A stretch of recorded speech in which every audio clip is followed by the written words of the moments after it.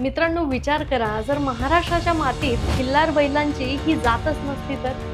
आळंदीवरून निघालेला माऊलींचा तो भव्य रथ पंढरपूरपर्यंत पोहोचू शकला असता का?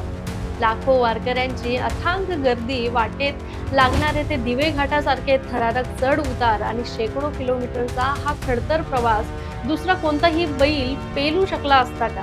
कदाचित नाही.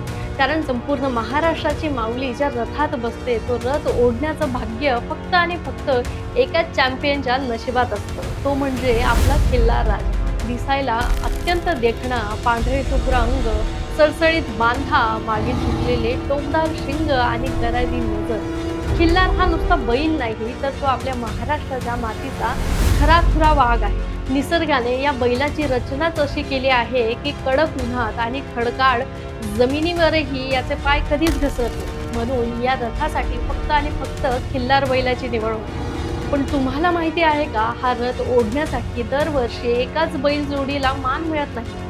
तर महाराष्ट्रातील अनेक खिल्लार प्रेमी शेतकरी आपल्या देखण्या आणि गुणी बैलांना हा मान मिळावा म्हणून वर्षानुवर्ष वाट पाहत असतात.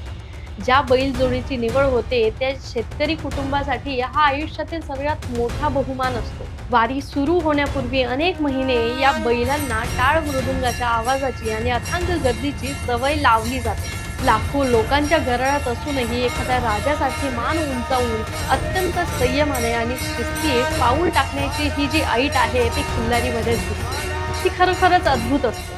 रथाला जुंपताच या खिल्लार बैलाच्या अंगात एक वेगळीच दैवी ताकद संचारते, ज्यामुळे शेकडो किलोमीटर चालूनही हा चॅम्पियन बैल कधी थकत नाही. म्हणूनच म्हणतात की शेतीचा कणा आणि माऊलींच्या रथाची शान आपला खिल्लारच आहे महान. मित्रांनो, खिल्लार बैलाचा हा राजेशाही रुबाब तुम्हाला कसा वाटला? यंदा हा मान कोणाला मिळणार आहे हे कमेंट करून नक्की सांगा. आणि वारीच्या माहितीसाठी आपल्या पेजला आत्ताच फॉलो करा, कारण विषय कोणताही असो, आपला मुद्दा भारी आहे.